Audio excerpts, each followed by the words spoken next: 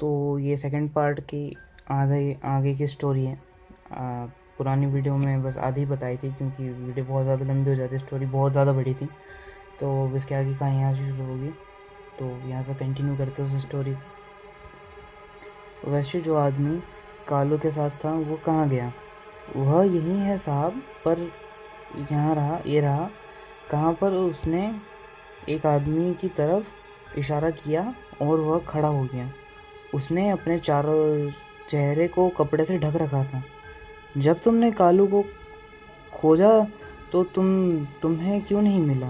नहीं जानता साहब, उसकी और मेरी दूरी ऊंची फासले पर थी, लेकिन मैं उसे ढूंढ ही नहीं पाया। सिर्फ उसकी दर्द भरी चीखें सुन सका, उसके अलावा कुछ नहीं। रघु ने डरते हुए कहा, बहुत अजीब बात है, यह एक आदमी अचानक कैसे गायब हो सकता है। मैं आपको बोल रहा हूँ साहब, वहाँ कोई शैतान का वास है, क्योंकि ऐसे काम बस वही कर सकता है, और हमने उसे जगा दिया है। यह सब बेकार की बात है, इनका कोई मतलब नहीं है, ज़रूर कुछ और ही है। आपको ऐसा लगता है तो बताइए, यह काम किसका हो सकता है? बोलते हुए रघु ने अपने चेहरे पर जो कपड़ा ढक रखा था उसे हटा दिया।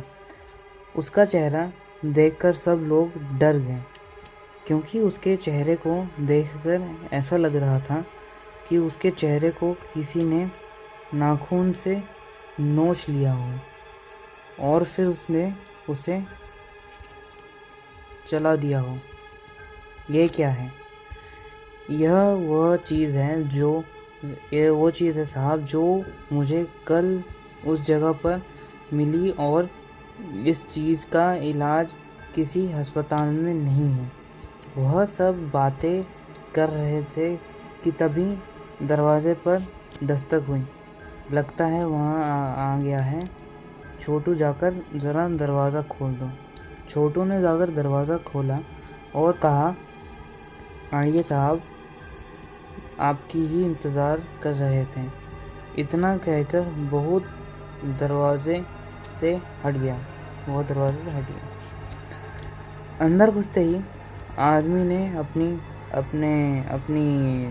छतरी उसे दी और ब्लैक कोट में वह चलता हुआ अंदर आया। उसने अपने हाथ में पहने हुए ग्लव्स निकाल दिए। उसे देखकर कुर्सी में बैठे आदमी के सिवा सब लोग खड़े हो गए। अरे मालिक, आप यहाँ? एक आदमी ने कहा। उस आदमी ने कुछ नहीं कहा। अपनी टोपी सर से हटाई और कुर्सी पे बैठे आदमी की तरफ बैठे देखने लगा। आओ अजय, आओ, मैं तुम्हारा ही इंतज़ार कर रहा था। आपके बुलाने पर ही मैं आया हूँ। बस कुछ देर पहले तो ठीक था, पर इन सब की बातें सुनकर, इतना कहकर राजीव चुप हो गया। तो आप सब ने इन्हें सब कुछ बता दिया? अजय ने अपनी नज़र सब मज़दूरों पर की करते हुए कहा, क्या करते मालिक, 2 दिन हो गए पर कालू को कुछ अता पता नहीं, इसलिए हमें इन्हें सब बताना पड़ा। जब राजीव सर का फ़ोन आया था तभी मैं समझ गया था कि इन्हें किस विषय में बात करनी है। मैं तुम्हें इसलिए बुलाया क्योंकि जब इन सब ने मुझे मिलने की बात की तो मुझे लगा कि ज़रूर कोई बड़ी बात हो गई। यदि छोटी मोटी बात होती इसे तो तुम खुद ही सुलझा लेते। सही कहा आप। सही कहा आपने, बात थोड़ी बड़ी है। समय तो समय समय तो है, पर इतनी भी बड़ी नहीं है उसे सुलझाना जाए। राजीव मजदूर की तरफ देखते हुए कहा, कोई है राजीव सर जो हमारे साथ खेल रहा है, बस और कुछ नहीं, अजय ने कहा।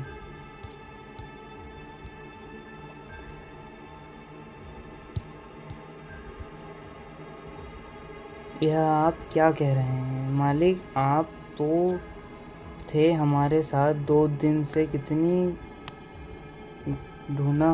ढूंढा हमने कालू को, पर वह कहीं नहीं मिला।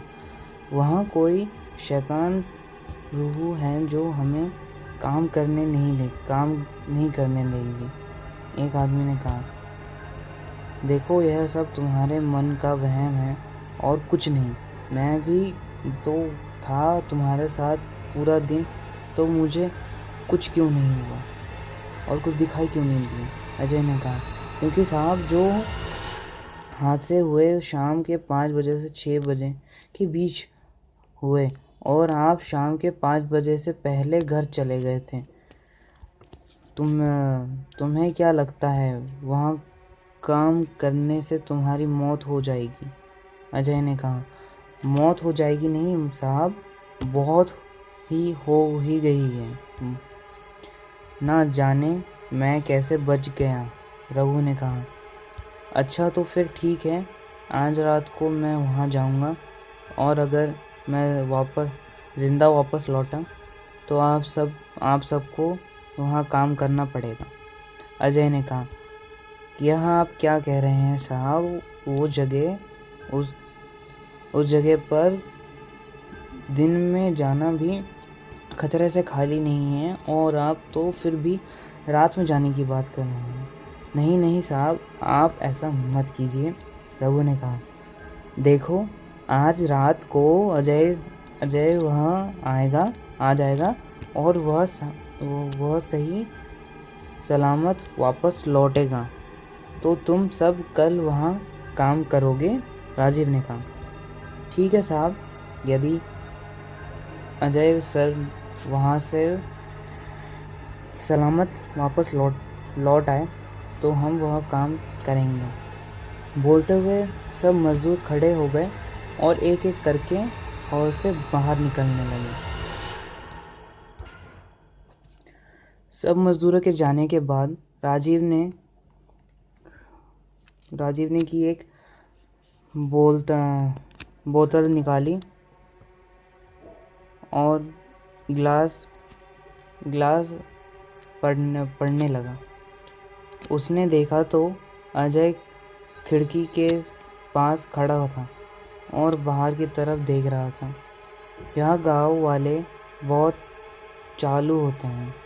इन्हें लगता है कि ज़्यादा पैसे मिल रहे हैं तो लूट लेते हैं, पर तुमने बहुत सही दाव फेंका। उन्हें क्या पता कि कितने करोड़ का प्रोजेक्ट है। यह राजीव ने अजय की तरफ देखकर कहा, बकवास नहीं है ये सब, इन सब की बातों में कुछ तो सच्चाई है। अजय ने राजीव की तरफ देखकर कहा, क्या कहना चाहते हो तुम? क्या तुम इन सब की बातों पे भरोसा कर रहे हो? नहीं साहब, मैं उस बात पर सोच कर बोल रहा हूँ। मैंने खुद अपनी आंखों से देखा है, और उसे बोलना बहुत मुश्किल है। क्या कहना चाहते हो तुम? यही कि सर कालू की लाश मिल चुकी है। तो ये सेकंड पार्ट यहीं ख़त्म होता है। अब नेक्स्ट वीडियो में इसका थर्ड पार्ट देखेंगे कि क्या होता है इसके आगे। तो अगर आपने फर्स्ट और सेकंड पार्ट इसके पहले का नहीं देखा तो डिस्क्रिप्शन में लिंक मिल जाएगा उसका, तो आप जाके देख लेना। दोनों ही पार्ट्स काफ़ी अच्छे हैं, इसके पहले के भी, और इसके आगे की स्टोरी भी काफ़ी अच्छी है। तो सब्सक्राइब करके बेल नोटिफिकेशन दबा देना, जिससे कि आप बने रहो और नोटिफिकेशन आपको मिल जाए। और कोई अच्छा लगे तो लाइक कर देना वीडियो को और शेयर कर देना। Thank you.